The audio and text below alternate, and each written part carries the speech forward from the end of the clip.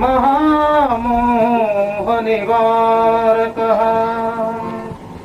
नत्वा तं निरुपाधीशम् षड्वेदं भजाम्यहम्। जय मंगलम जय नमः पार्वती हर महादेव। ಈಗ ವೇಳೆ 2 ಗಂಟೆ 30 ನಿಮಿಷ ಊಟದ ಹೊತ್ತು, ಆಮೇಲೆ ವಿಶ್ರಾಂತಿ ಸಮಯ ಅಂತದ್ರಾಗ ಕಡಿ ಭಾಷಣ ನಮ್ದು ಇವು ಮೊದಲೇ ಸ್ವಾಮಿಗಳು ಪುರಾಣ ಹೇಳು ಚಟ ಇವರಿಗೆ ಎಲ್ಲಿ ಪ್ರಾರಂಭ ಮಾಡಿ ಒಂದು ತಾಸು ಗುಮ್ತಾರೇನೋ ಅಂತ ನಿಮ್ಮ ಕೈಯಾಗ ಎದ್ದಿರ್ಬಹುದು. ಹಾಗೇನು ಮಾಡೋದಿಲ್ಲ, ಎಷ್ಟು ಸಾಧ್ಯ ಆದ್ಮಟ್ಟಿಗೆ ಮುಗಿಸ್ಲಿಕ್ಕೆ ಪ್ರಯತ್ನ ಮಾಡ್ತೀನಿ. ಡಿಸಿಲ್ ಎತ್ತಾಕ ಇರ್ತೈತೆ ಅತ್ತಾಕ ಹೋಗ್ತೈತಿ, ಯಾವಾಗ ಅದು ಖಾಲಿ ಆಕೈತಿ ಗಾಡಿ ಬಂದು ಇರ್ಲಿ. ಈ ಪ್ರಸಂಗ ಗುರುಬಸವ ಸಂಸಾರ ಯೋಗಿ ಗುರುಬಸವ ಶಿವಯೋಗಿಗಳ ಮಂದಿರ ಉದ್ಘಾಟನದ ನಿಮಿತ್ತ ಇಟ್ಟುಕೊಂಡಂತಹ ಈ ಪ್ರಸಂಗ ಏನನ್ಪಾಗ್ತ ಅಂತ ಕೇಳಿದ್ರೆ, ತೈತ್ರಿ ಉಪನಿಷತ್ತಲ್ಲಿ ಬರ್ತದ ವಿಷಯ. ಕಾಶಿ ಒಳಗೆ ಯೂನಿವರ್ಸಿಟಿ ಒಳಗೆ ಯಾರ ಪದವೀಧರ ಆಗಿ ಹೋಗ್ತಾರಲ್ಲ, ಆ ಹೋಗೋ ಸಮಯಕ್ಕೆ ಅವ್ರಿಗೆ ಶಪಥ ಗ್ರಹಣ ಮಾಡಿಸ್ತಾರೆ.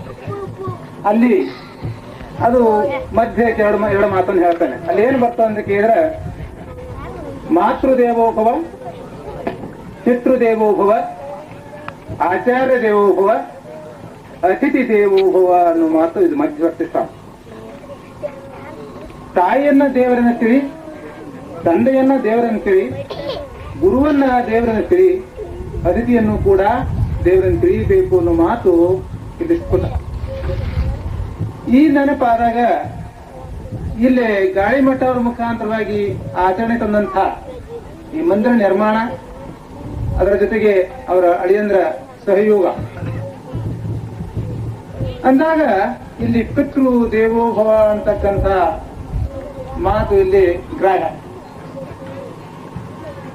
ಆದ್ರೆ ಇದನ್ನ ನಾವು ಎಷ್ಟು ನಮ್ಮ ತಂದೆಯನ್ನ ಪಾಲನೆ ಮಾಡಿದೀವಿ, ತಾಯಿಯನ್ನು ಎಷ್ಟು ನಾವು ಮನಸ್ಸು ಬಿಟ್ಟು ರಕ್ಷಣೆ ಮಾಡಿದೀವಿ, ಏನು ಸ್ವಯಂ ಬುದ್ಧಿಯಿಂದ ಮಾಡಿದೆವೋ ಅಥವಾ ಪತ್ನಿ ಬುದ್ಧಿಯಲ್ಲಿ ಆಚರಣೆ ಮಾಡಿದೆವೋ ಅಥವಾ ಸಮಾಜದ ಒಂದು ಮಾತಿಗೆ ಅಂಜಿ ಮಾಡಿದೆವೋ ಅಥವಾ ಆತ್ಮಸಾಕ್ಷಿಯಾಗಿ ಮಾಡಿದೆವೋ ಅನ್ನೋದು ಅವರವರ ಆತ್ಮವೇ ಸಾಕ್ಷಿ. ಇದು ಹೊರಗೆ ಹೇಳ್ತಕ್ಕಂಥದ್ದು ಅಲ್ಲ. ಆದ್ರೆ ಇಲ್ಲಿ ಮಾತ್ರ ಒಂದು ಪ್ರತ್ಯಕ್ಷ ಏನು ಕಂಡು ಬರ್ತದೆ ಅಂತ ಕೇಳಿದ್ರೆ, ಅವರು ಪೊಲೀಸ್ ಅಧಿಕಾರಿಗಳಾದರೂ ಕೂಡ ಒಂದು ತಂದೆಯಲ್ಲಿ ದೇವತ್ವ ಭಾವನ ಕಂಡಂಥ ಇರುವಿಕೆ ಇದು ಪ್ರತ್ಯಕ್ಷವಾದಂತಹ ಪ್ರಮಾಣ.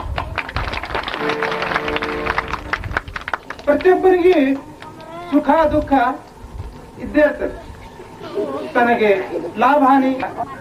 ಗಾಳಿಮಠವರ ತಂದೆಲಿರ್ತಕ್ಕಂಥ ದೇವತ್ವ ಭಾವದಿಂದ ಆತು ಅನ್ನೋದು ವ್ಯವಹಾರಿಕ ಮಾತನಾಡಿದರೂ ಕೂಡ ನಿಜವಾಗಿ ಈ ಮಂದಿರ ಸಿದ್ಧ ಆಗಬೇಕಾದ್ರೆ ಅವರ ಇರುವಿಕೆ, ಅವರ ಅರಿವಿಕೆ, ಅವರ ಸಾಧಿಸಿದ ಸಾಫಲ್ಯದ ಫಲವೇ ಹೊರತು ಮತ್ತೆ ಏನೊಂದು ಅಲ್ಲ. ಯಾಕಂತಂದಾಗ ಎಷ್ಟು ಮಂದಿ ನಾವು ದೊಡ್ಡವರಾಗಬೇಕಂತ ಇಚ್ಛಾ ಪಡುವಲ್ಲಪ್ಪ, ಯಾವ ಚಿಕ್ಕವನಾಗಬೇಕಂತ ಯಾವ ಇಚ್ಛಾ, ಪುಣ್ಯಭಾವಿ ಸಾಧಕ ಭಾವಿ ಆ ಸ್ಥಾನವನ್ನು ಕೊಡ್ತಾ ಇದ್ದಾನೆ. ಅಂದಾಗ ಸಂಸಾರ ಶಿವಯೋಗಿ ಇವರಿದ್ದವರು ಗೃಹಸ್ಥರು, ಒಬ್ಬ ಸಾಮಾನ್ಯ ಕ್ಯಾವೆ ಹಾಕೊಂಡು ಹೋಗ್ತಕ್ಕಂಥ ಸನ್ಯಾಸಿ ಎಷ್ಟೋ ಜನರ ಸಂಚಾರದಾಗ ನೋಡ್ತಾ ಇದ್ದೀವಿ. ಎಲ್ಲೋ ಅವ್ರ ಸಮಾಜ ಆಗೈತಿ, ಎಲ್ಲೋ ಏನ್ ಮಾಡ್ತಾರೆ, ಗದ್ದೆ ಸೀಟ ಆಗ್ತಕ್ಕಂಥ ಪರಿಸ್ಥಿತಿ ಬರೋದಲ್ಲ. ಅಂಥದ್ರೊಳಗೆ ಒಂದು ಮಂದಿರ ನಿರ್ಮಾಣ ಆಗ್ಬೇಕಾದ್ರೆ ಇದು ಏನು ಫಲ ಅಂತ ಕೇಳಿದ್ರೆ ಅವ್ರ ಇರುವಿಕೆ ಅಂತ ನಾನು. ಆ ಇರುವಿಕೆ ಅದು ಅವ್ರ ದೇಹಪಾತ ಆದ ನಂತರ ಕೂಡ ಆ ಸಾಫಲ್ಯ ಅನ್ನ ಜೀವಗಳ ಹೃದಯಾಂತರದಲ್ಲಿ ಭಕ್ತಿವಾದ ಕಾರ್ಯ ಮಾಡುತ್ತಾ ಇದೆ. ಈ ಶಿವಾನುಭವಿಗಳು, ಶಿವಯೋಗಿಗಳು, ಸತ್ಪುರುಷರ ಇರುವಿಕೆ ಹೇಗಂತ ಕೇಳಿದ್ರೆ, ಕೆಲವೊಂದು ಸತ್ಪುರುಷರ ಇರುವಿಕೆ ಇದ್ದಾಗ ಕಂಡು ಬಂದ್ರೆ ಅವರ ದೇಹಪಾತ ಅಂದ್ರೆ ಇಲ್ಲ ಆಗ್ಬಿಡ್ತಾ ಇದೆ. ಕೆಲವೊಂದು ಜೀವಿಗಳ ಇರುವಿಕೆ ಪ್ರತಿಭೆ ಇದ್ದಾಗ ಏನೊಂದು ಕಾಣಿದ್ರು ಕೂಡ ದೇಹಪಾತ ಅಂದ್ರೆ ಅದು ಪ್ರಸರಣ ಆಗ್ತಾ ಇದೆ. ಎರಡು ತರನಾಗಿ ಅದು ಹೇಗೆ ಅಂತ ಕೇಳಿದ್ರೆ, ಈಗ ಉದಿನ ಕಟ್ಟದ ಪ್ಯಾಕಿಂಗ್ ಅದ, ಅದು ಹಚ್ಚಿದ ಒಂದು ಕೆಲವು ಮಂದಿರ ಅಂತ ನನ್ನ ವಿಚಾರ. ಆದ್ರೂ ಕೂಡ ಅದನ್ನ ಕತ್ತಲು ತರುವುದಕ್ಕೆ ಮುಖ್ಯವಾದ ದೃಷ್ಟಿ, ಆ ಭಾವನೆ ಅವರಲ್ಲಿ ಅದ. ಆ ಭಾವನೆ ಅದರಲ್ಲಿದ್ದ ಕಾರಣ ಇದು ಮಂದಿರ ರೂಪ ಒಂದು ಆಕಾರ ಕೊಡ್ತದೆ. ಇನ್ನ ಈ ಸಂಸಾರ ಸೇವೆಗಳು ಅಂತ ಮಾತಲ್ಲಿ ಅರ್ಥ ಹಾಕಿದ್ದಾರೆ. ಈ ಸಂಸಾರ ಸೇವೆಗಳು ಅಂತಂದ್ರೆ ಯಾರು ಎಲ್ಲರೂ ಸಂಸಾರ ಸೇವೆಗಳಲ್ಲ, ಯಾರು ಪ್ರಪಂಚ ಮಾಡಿಲ್ಲ, ಎಲ್ಲರೂ ಯಾಕೆ ಆಗಬಾರ್ದು ಅಂತ ಕೇಳಿದ್ರೆ ಈ ಸಂಸಾರ ಮತ್ತು ಸಸಾರದ ವಿಭಜನೆ ಮಾಡಿದರೆ ಇಲ್ಲಿ ಅರ್ಥ ಗೊತ್ತಾಗ್ತಾ ಇದೆ. ಸಂಸಾರಕ್ಕೂ ಸಸಾರಕ್ಕೂ ಏನ್ ಅಂತರದ ಅಂತ ಕೇಳಿದ್ರೆ ಸ ಮುಂದೆ ಪೂಜಿ ಮುಂದೆ ಸಾರ, ಹೌದೇ? ಸಂಸಾರ ಅಂತ ಅರ್ಥ ಮಾಡಿಕೊಳ್ಳಿ, ಇಲ್ಲವೇ ಪೂಜಿ ತೆಗೆದು ಹಾಕಿ ಸಸಾರ ಅಂತ ಅರ್ಥ ಮಾಡಿಕೊಳ್ಳಿ, ಇಲ್ಲವೇ ಸ ಒಂದು ಪ್ರತ್ಯೇಕ ಇಡಿ, ಸಾರ ಒಂದು ಪ್ರತ್ಯೇಕ ಇಡಿ, ಸುನದ ಅರ್ಥವನ್ನು ಪ್ರತ್ಯೇಕ ಮಾಡಿಕೊಳ್ಳಿ. ಇದು ಅರ್ಥನೇ ಬೇರೆ ಆಗ್ತಾ ಇದೆ. ಅಂದ್ರೆ ಏನಪ್ಪಾ, ಈ ಸೊನ್ನೆ ತೆಗೆದ್ರೆ ಜೀವನ ಸಸಾರ ಆಗ್ತದೆ ಕೆಲವು ಅನುಭವಗಳು ಮಾತಿದ್ರೆ ಅದು ಹಾಗಲ್ಲ. ಸೊನ್ನೆ ಅಂದ್ರೆ ಏನು? ಶೂನ್ಯ. ಬಸವ ಸಿದ್ಧಾಂತಕ್ಕನುಸಾರವಾಗಿ ಶೂನ್ಯ, ಪರಬ್ರಹ್ಮ, ಚೈತನ್ಯ ಇರುವಿಕೆ ಅಂತ ಅರ್ಥ. ಯಾವ ಈ ಸಂಸಾರ ತೆಗೆದಕ್ಕಂತ ನಾಮರೂಪ ತೋರ್ತಕ್ಕಂಥದ್ದು ಎಲ್ಲವೂ ಸಂಸಾರವೇ.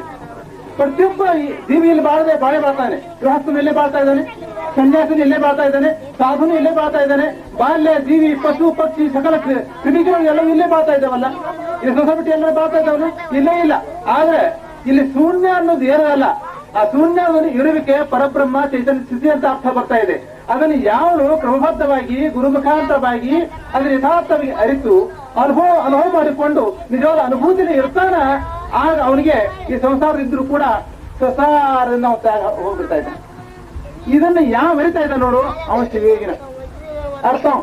ಒಂದು ಕ್ಯಾವಿ ಹಾಕಿ ಗಡ್ಡ ಬಿಟ್ಟು, ಮೀಸೆ ಬಿಟ್ಟು, ಜಾಟಿ ಬಿಟ್ಟು, ಊರಾಗ ಮಂದಿಗೆ 4 ಫುಟ್ ಎತ್ತರ ಬೆಳೆದ್ರು ಕೂಡ ಯಥಾರ್ಥತ್ವ ಅರಿದ ಇದ್ರೆ ಅವನಿಗಿಂತ ಅವನು ಕನಿಷ್ಠ ಅಂತ ಅನ್ಬೇಕಾಗ್ತದೆ. ಅವ್ರು ಇನ್ನೊಂದು ಮಾತು, ಈ ಸಂಸಾರ ಶಿವಯೋಗಿಗಳ ಒಂದು ಆಗ ಆ ಗಂಗೆ ತಂಬಿಗೆ ಅಡಗಿತ್ತು, ಆ ತಂಬಿಗೆ ಅಡಿಗೆ ಜೊತೆಗೆ ಆಕಾಶ ಕೂಡ ತಂಬಿಗೆ ಅಡಿಗೆ ಇತ್ತು. ಹೌದಾ? ಅಂದ್ರೇನು? ಗಗನ ನೀರಲ್ಲಿ ಅಡಗಿತ್ತು, ನೀರಿದಂತಹ ಗಂಗೆ ಎರಡು ಕೂಡ ತಂಬಿಗೆ ಅಡಗಿತ್ತು.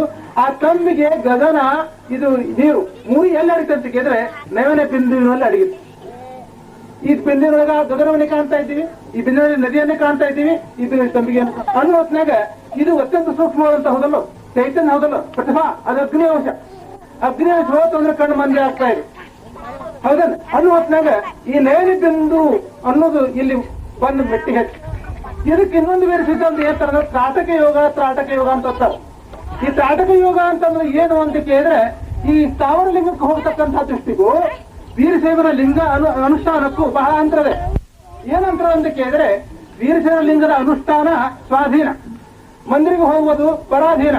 ಈಗ ನಾವು ರಾಮೇಶ್ವರಕ್ಕೆ ಹೋಗ್ತೀವಿ, ಕಾಶಿಗೆ ಹೋಗ್ತೀವಿ, ಎಲ್ಲೆಲ್ಲ ಹೋಗ್ತೀವಿ, ಆ ದೇವರೆಲ್ಲ ಪೂಜಾರಾಧನೆ ಇರ್ತಾನೆ. ಪೂಜಾರಿ ಬಾಕ್ಲಾ ತೆಗೆದ್ರೆ ದೇವರ ದರ್ಶನ ಆಗ್ತಾ ಇದೆ. ಪೂಜಾರಿ ಮನಸ್ಸು ಕೊಟ್ಟು ತೀರ್ಥ ಕೊಟ್ಟರೆ ನಂತರ ಅಧಿಕಾರ ಸಿಗ್ತಾ ಇತ್ತು. ಪೂಜಾರಿ ಪರ್ಮಿಷನ್ ಕೊಡ್ಲಿಕ್ಕೆ ದೇವರ ಹೋಗಕ್ಕೂ ಬರಂಗಿಲ್ಲ, ದರ್ಶನಕ್ಕೂ ಕಷ್ಟ, ಏನೆಲ್ಲ ಕಷ್ಟ. ಆದ್ರೆ ವೀರ ಸಿದ್ಧಾಂತ, ಬಸವ ಸಿದ್ಧಾಂತ ಏನ್ ಹೇಳ್ತಂತ ಕೇಳಿದ್ರೆ ಪರಾಧೀನ ಅಲ್ಲ. ಇಷ್ಟು ಲಿಂಗವನ್ನು ತಾನು ಆರಾಧನೆ ಮಾಡ್ತಕ್ಕಂಥ ದೃಷ್ಟಿ ವೀರಶೈವರಲ್ಲಿದೆ. ಇದು ಪರಾಧೀನ ಅಲ್ಲ, ಇದು ಸ್ವಾಧೀನ. ಯಾಕಂದ್ರೆ ಕೇಳಿದ್ರೆ ಆ ಸ್ಥಾವರಲಿಂಗದಲ್ಲಿರ್ತಕ್ಕಂತಹ ಚೈತನ್ಯ ಇಷ್ಟದಲ್ಲಿ ಇಲ್ಲವೇ ಅಂತ ಕೆಲವು ಪ್ರಶ್ನೆ ಆದ್ರೆ, ಸ್ಥಾವರಲಿಂಗವನ್ನ ಯಾವ ಶಿವನಿಗೆ ಪ್ರತಿಷ್ಠಾಪನೆ ಮಾಡಿರ್ತಾನೆಯೋ ಅದೇ ಶಿವ